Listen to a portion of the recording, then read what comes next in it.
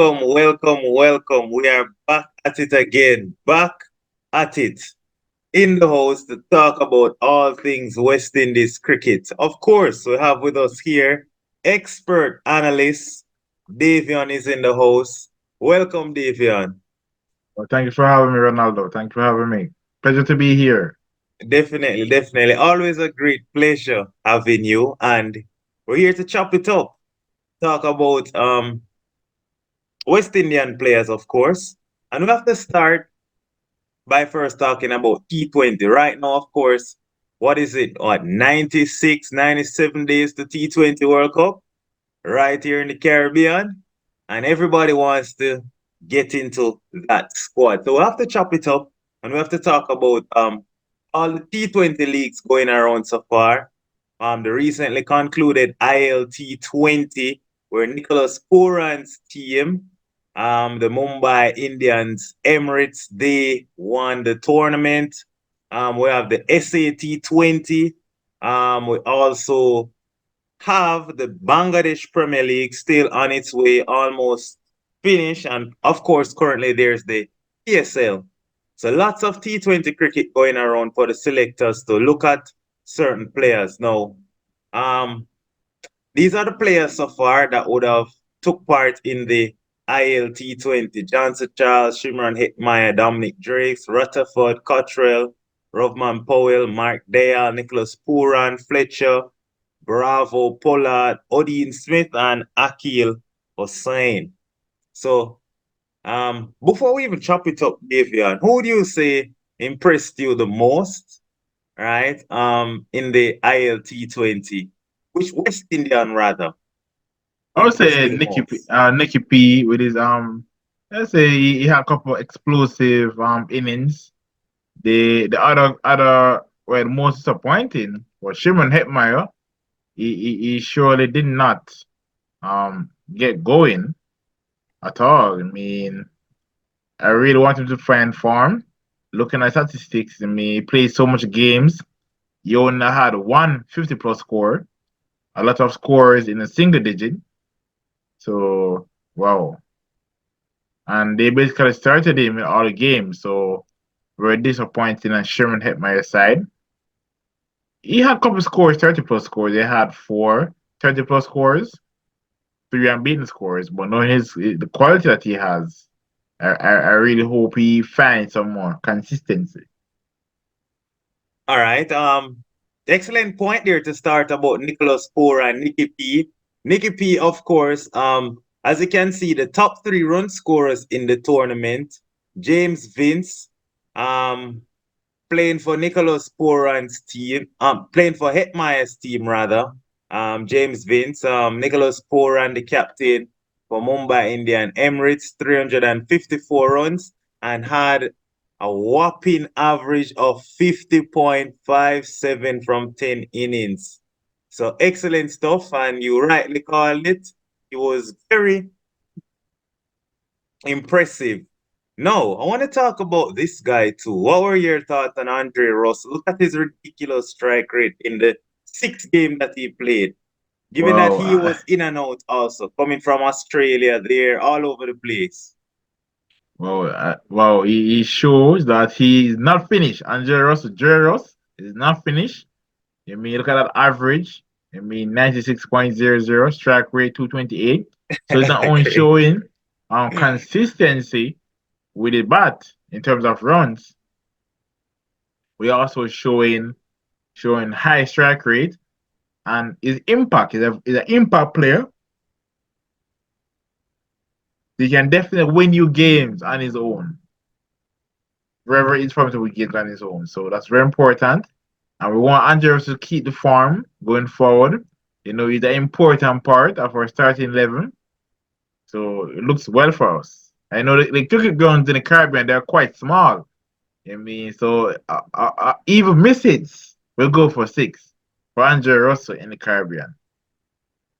Yeah, and if you look at it, as you rightfully pointed out, his average 96. Well, he mainly come in the last 8 overs and strike the ball.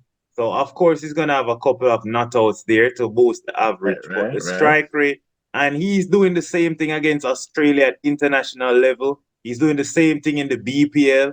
He's pretty much doing this since his return to T20. Do you think that West Indies recalling Andre Russell has brought out back the beast that we wanted to see Yes, for a long time? yes, because he has a point to prove.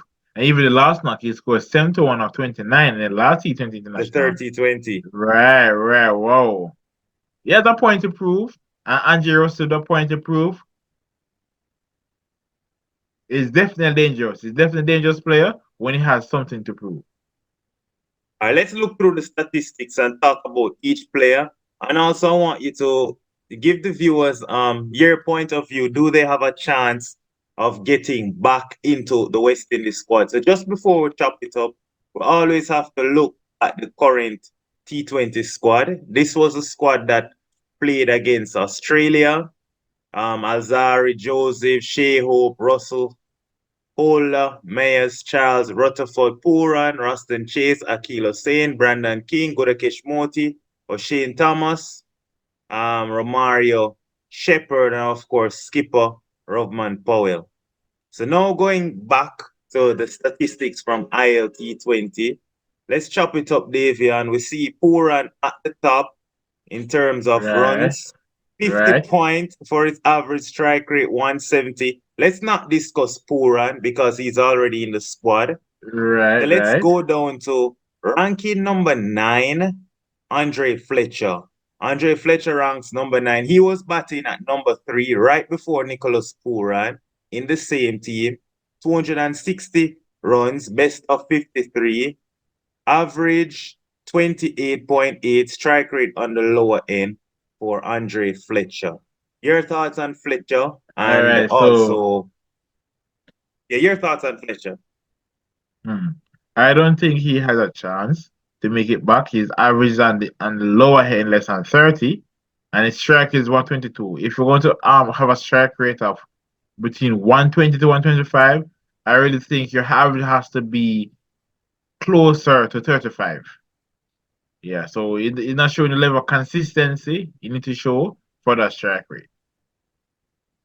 And also, usually what they say is that when you add the batsman strike rate and average, usually it should be over 180 for excellent batting impact. So if we actually add his average of 29 and his strike rate of 122, that's around about 150. The batting impact is way under 180.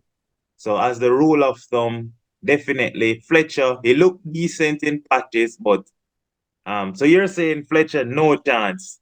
No, no No chance, no chance. chance, no chance for Andre Fletcher.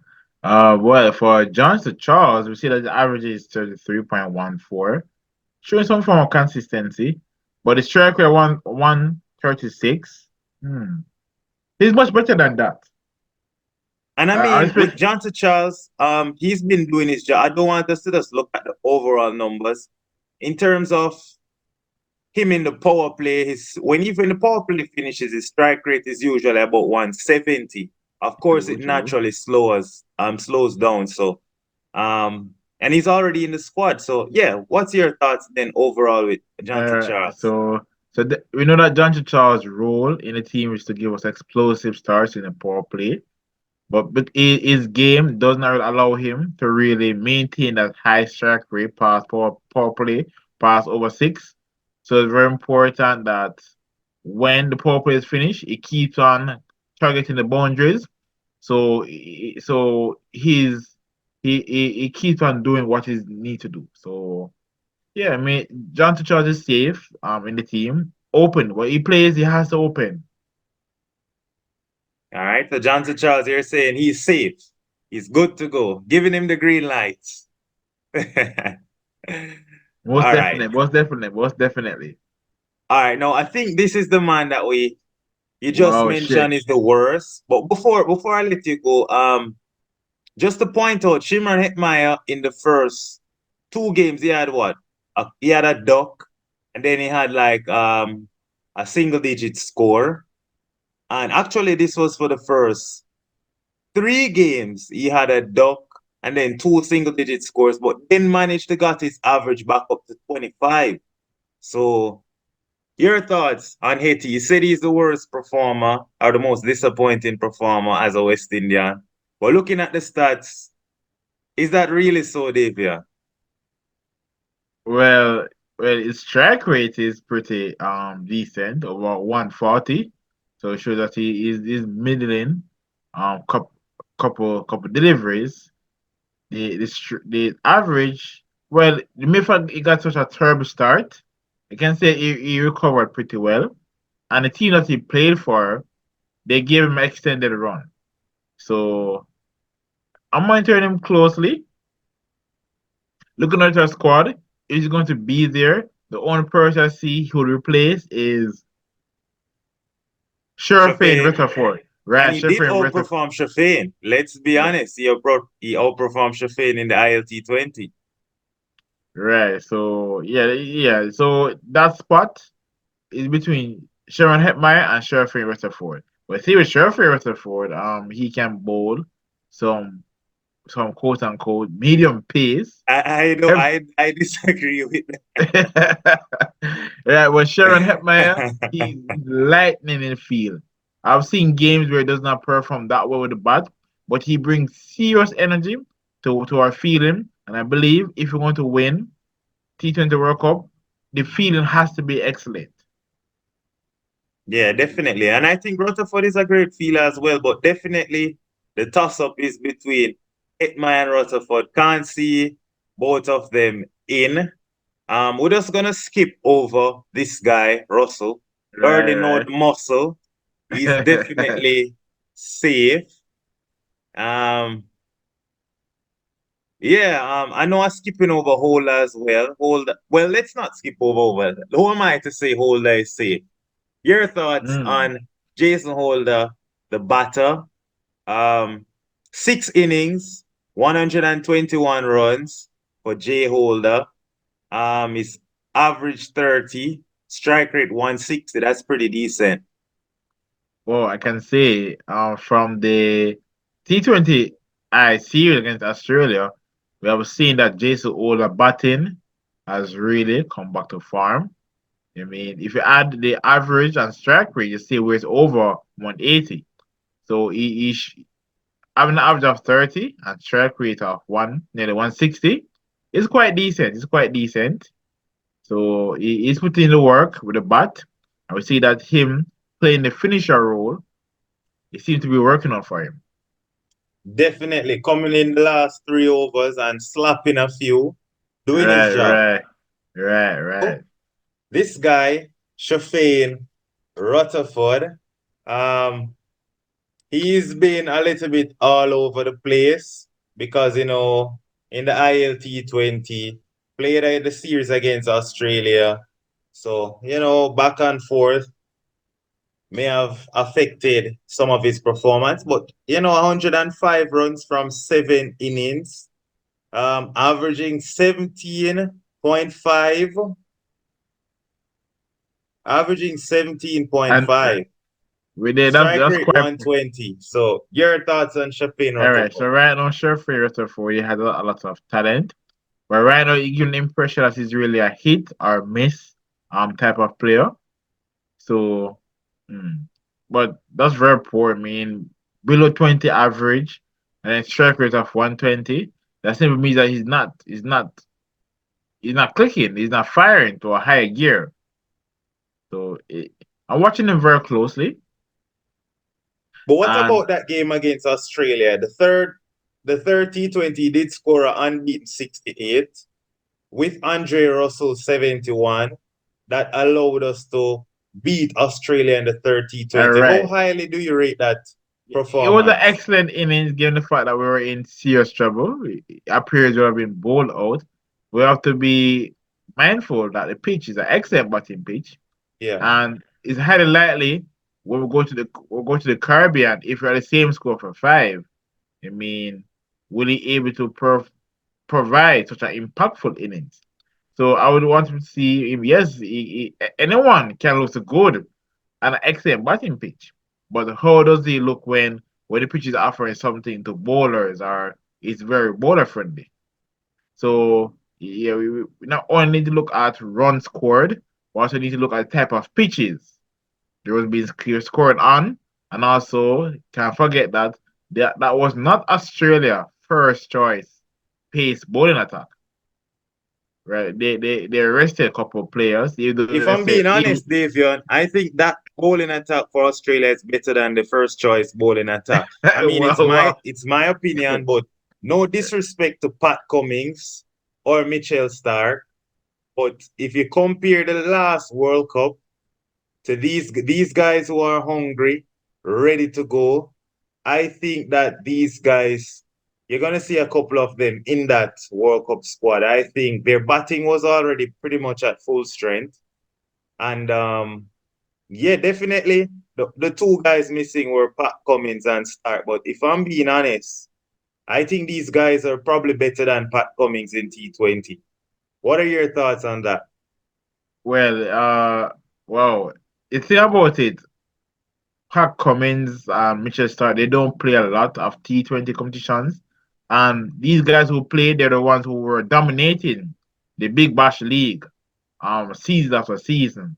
So I think maybe a bit biased looking at name and not looking at actually impact of performances.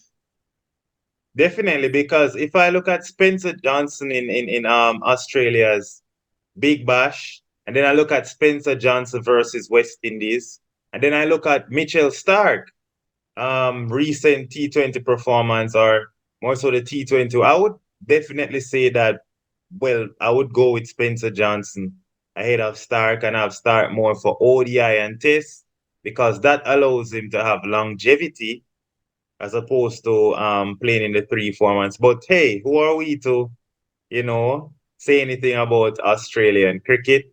But yeah, I don't think subbing out Spencer Johnson for Stark, I don't think that will make a difference. Because what I'm trying to say, Davian, is Australia's standard is up here, right? So Right, this is their right. second string team. Their A string team might only put them just here. So whether they use Spencer Johnson here, Stark here, there's no comparison. It's not like a West Indies where this is Andre Russell or a Romari Shepherd, Jay Snowland. And if we leave out these guys and bring some of our second string team is down here. Right, So when right. we don't play our first team, there's a huge disparity. But in Australia, I don't think that's the case. So whether they're at full strength, yes or no, just like India, I don't see any big improvement, so to say. We saw it with England.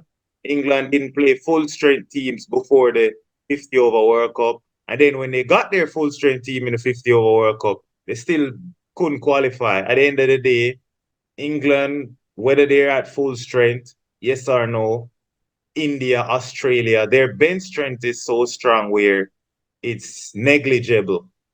So I don't know your thoughts on that if you share a similar Well, view. yeah, I didn't really think about it from that perspective, in honesty.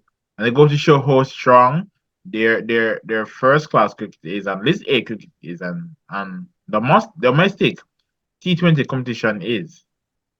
Yeah, they have serious that those Australia and India, their depth strong, their depth strength is very, very strong. The depth And is pretty good. Johnny Greaves went on I think sport not no no it is Sky Sports. He went on Sky Sports cricket and said that he thinks that we have an excellent first class system.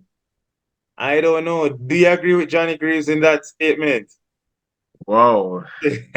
Eh, I think our first class cricket would have been much better if the quality of pitches improved. If the pitches is a problem, you mean we need pitches that encourage proper batsmanship. Because we see bowlers taking a lot of wickets in first class cricket, and we play international scene, they struggle. You have to wonder, wow, are these same bowlers taking chunks of wickets? Definitely, definitely. Well, I'm very fearful of improving pitches before the World Cup because I think if we change the quality of pitches before the World Cup, we might just reduce our chances of winning the World Cup.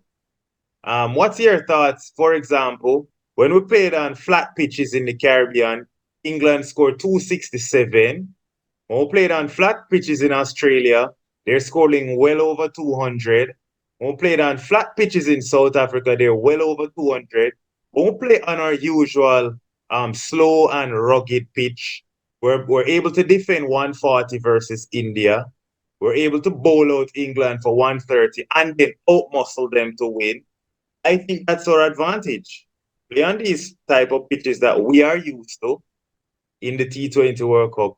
And I think we can outmuscle any team because we're used to these sluggish pitches. So what's your take on that? I know we want to improve the pitches, but I don't know.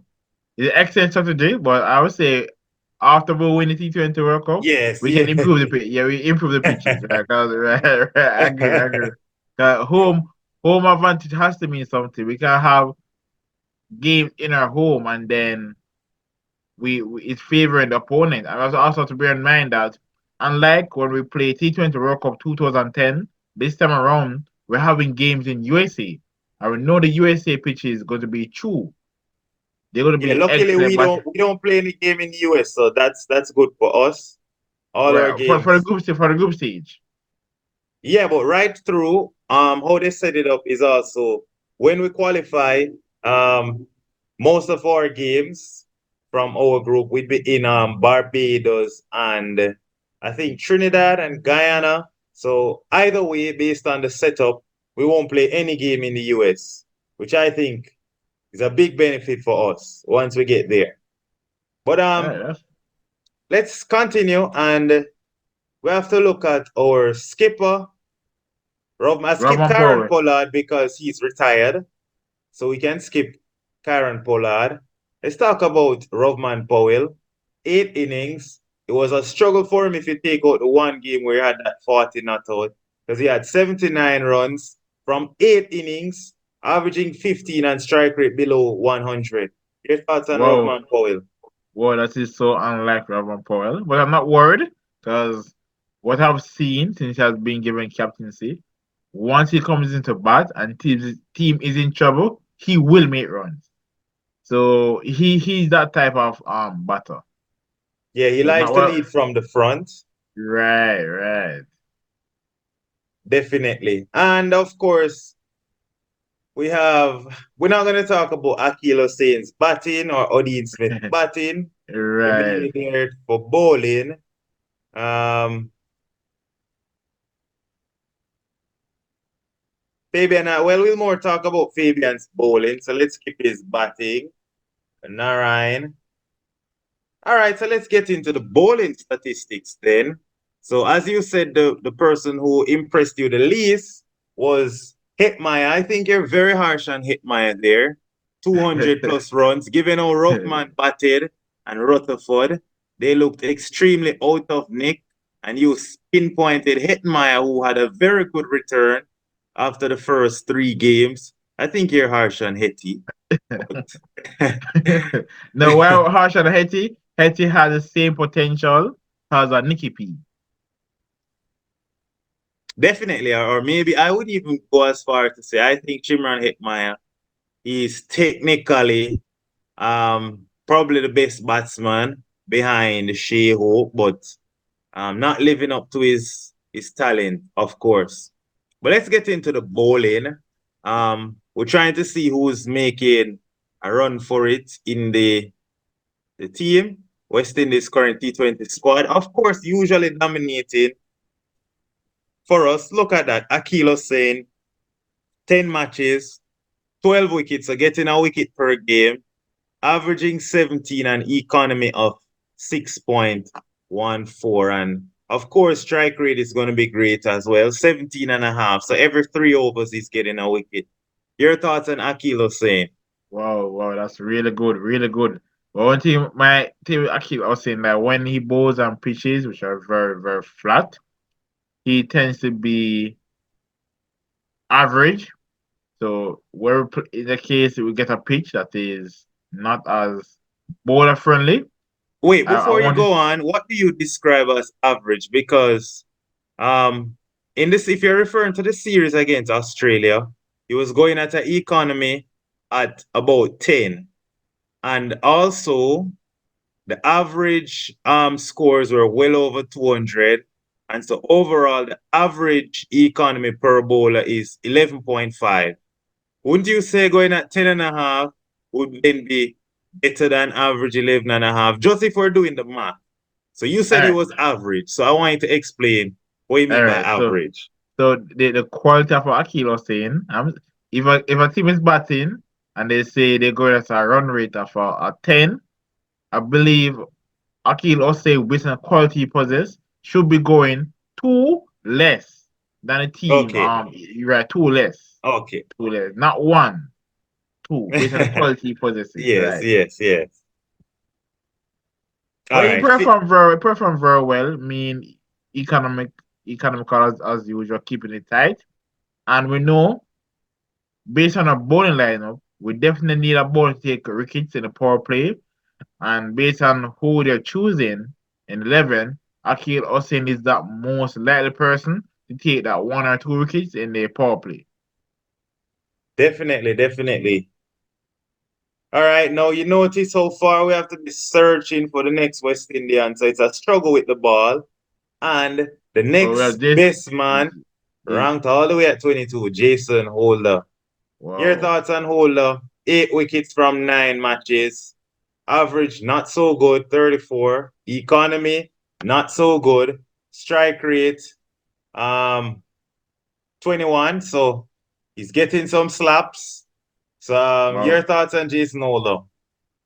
Jason Holder bowling in T20 has really regressed, and that statistic has shown. So I see where his batting is really picking up, but his bowling is declining. But thing with this now is, what is Jason Holder's primary role in the T20 setup? To His bowl. primary role is bowling. So even though he's given runs, the runs that he contributes is really second skill. So this is showing that his bowling is not in the best of form for him to be going at nearly 10 and averaging basically 35. So But here's my yeah, question now, Davian, right? Shepherd, not in the best of bowling rhythm either. Shepherd in SAT 20, which we're going to look at soon, was worse than Jason Holder here. Um, Against Australia, both of them weren't really up to par, including Andre Russell. So, but then again, in Australia, they were playing on flat pitches. So, my question then is, looking at the statistics so far, right? The bowlers, Odie Smith and all of these guys that should be pushing for a spot. Why is it we're not seeing any of them try to dominate, to push out a holder, to push out a Shepherd, to push out a Russell, to try to get a spot? Because right now, Holder was our second best bowler in IL T20. Then look who's next after Holder, Andre Russell. right. So where's the bowlers that's trying to make a run to get into the squad? I think those bowlers they have the ability, but they probably just lack the creativity. I mean, so creativity is what is lacking in our T20 bowling.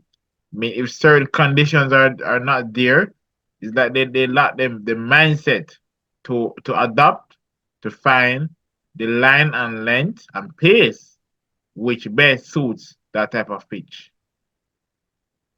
All right, but as we can see, Russell and Holder, both of them striking at what 21, and both of them economy just about 9, both of them averaging just about 30. So you're Right. getting the same thing from two of them. So boy, and they're both in our starting 11. They both do the same thing as well, basically. Yes. Yeah, that's the biggest issue I have with a bowling attack. It lacks variety.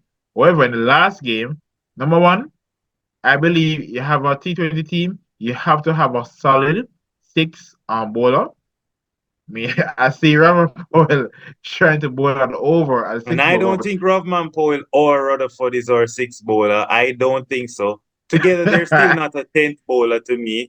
But that's my view. What's your view on Rutherford I and, agree. I and agree fully. Rovman? To be honest, I see. if they decide to play Rushton Chase, I say Rushton Chase as the sixth bowler. Kyle Myers, the seventh bowler, depending on the pitch and The condition. conditions, definitely. Right, right. Then Robin Paul eight and then Rutherford ninth. But can't we can't have just five frontline bowlers. That is crazy. All right, we're gonna floss over DJ Bravo. He did very well. Bravo still at it. Economy 8.9, bowling at the death, still being great. Man, I think about Dominic Jakes. Dominic, yes, Dominic is the next guy I was looking for You're right. after Right. Bravo. So Dominic Right. Drakes, his economy was very good, but Yeah, they used him a little weird. I saw him bowl like 1 over in the power play, maybe like 2 overs in the middle, and most time he didn't even come back for the death. Like they didn't bowl him out.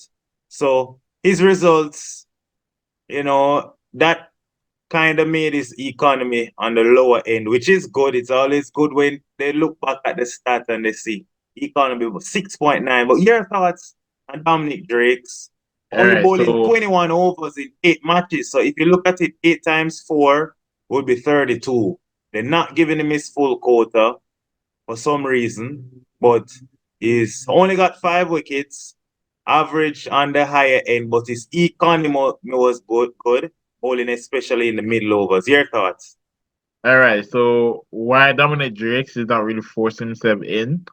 We already have bowlers who can do very well in the middle overs. What is really lacking is a bowler, apart from Akil Hussain, who can really dominate the power play.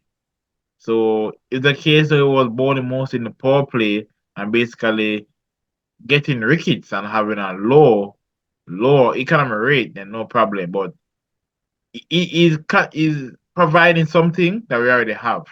And then his strike rate is over 24. That means that there are times when he bowls more than 4 overs and does not Not take a get wicket. yeah, Right. We definitely don't need that. Don't need that. definitely. But Dominic Drake, he's somebody we have plenty of time for. He's still pretty young. He's what, 24? So he's got some time. And the next best bowler for us, and then we don't really need to talk about the rest because the rest is then pretty average. Carlos Right. Brathwaite. Carlos Brathwaite took most of his wickets in one game. He came mainly in as the super sub. Remember the name, Carlos Brathwaite. Your Right, thoughts right. on Carlos? 4 games, Yeah, well, average 24. pretty average. I mean, he can do much better than that. Mm-hmm. Can he force Yeah, his way back in the team? definitely not. Definitely not. Definitely not. Definitely not. But if he were to make back into the squad, he would have to replace either Ramara Shepard or Jason Ola. Definitely. And I like how you don't even bother to call Russell's name. Russell as one of the all-rounders cemented. Right. Yeah, It's solid, yeah, right. We need Andre he's Russell. solid. We need Andre Russell. Definitely, definitely. Well, Sheldon Um, Cottrell. Is Sheldon Cottrell next? yeah, but Or is that he only played what, 1 match? wow. So So we can't really judge him. Can't judge yeah, him. we can't judge him. Odin Smith. Odin Smith can't really judge him as well. He played what? He played 3 match, but only bowled in 2 innings. Right, right. Um, 3 overs in each game. Was getting some licks. Economy 8.7. Your thoughts on Odin Smith? Well, the economy rate is on under 9. Mm.